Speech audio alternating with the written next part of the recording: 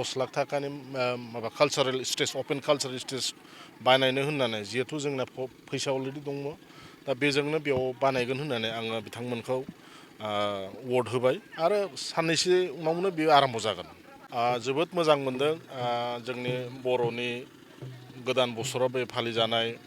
बैसागु फोरबोखौ जोङो बैसागुनि बोथोरावनो जोङो खुसि मोनजोबो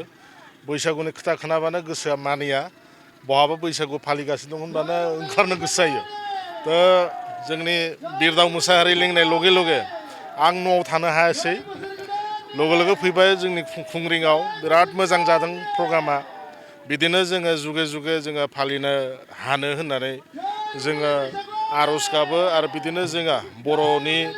बे बैसागुआ जोंनि बिटिसिनि बे परम्पराखौ जोङो बिटिसि बा बड'लेण्डआवल' नङा एकदम बिश्वनि बुहुमाव बोरै जोङो एकदम माने हाइलाइटलि जोङो बेखौ गोजौआव लाखिनो हायो बिनि थाखाय जोङो मावनांगौ आरो कालचार ट्रेडिसन परम्पराखौ जोङो बिटिसिनि बा जोंनि बर'नि बेखौ लाखिनो थाखाय जोङो मारै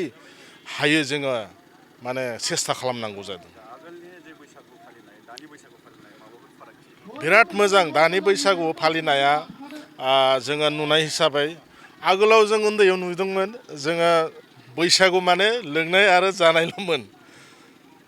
बेखौ जों नुयोमोन जेनेबा लोंबाबो जोङो लोंनांगौ जोङो परम्परा जों लोंखायो खिन्थु बे लोंनायनि उनाव जों लामायाव बहाबा गेलेबाय थानायखौ बे एसे बोरैबा नुयोमोन दा बेखौ नुवाखै जोङो दा जोंनि समाजाव जोंनि बिटिसिआव गासिबो गोरों जाजोबदों मानसिफ्रा दा जोंनि परम्परा ओरैबायदि परम्परा जानांगौ जाय परम्पराजों जोंनि समाज सभ्यताखौ जों नुनो मोनो दा बेनिखायनो आङो दिनै बुंनो हादों जे जोंनि बर' समाजा अनेक डेभेलप जादों गोदोनि जाय जेनेबा खय एकटा गोरोन्थि थादोंब्लाबो बेखौ जों सुद्रायनो हादों दा बेनिखायनो आं आसा खालामो दा बिसिमल' नङा आरो गोजौसिम जोंनि बर' परम्परा बैसागुखौबो गोजौसिम मारै लांनो हायो बेखौ जोङो सेस्था खालामनांगौ आरो जोबोद मोजां जादों डेभेलप जादों बिदिनो जोङो गोजौआव लांनो हानांगौ। खुंग्रिं बिसेस करि आङो खुंग्रिंखौ फकास खालामदों खुंग्रिङाव मावनांगौ अनेक दङ रायजो राजाफ्रा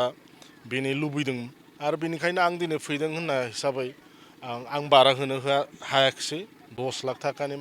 माबा कालचारेल स्टेज अपेन कालचारेल स्टेज बानायनो होननानै जिहेथु जोंना फैसा अलरेडि दङ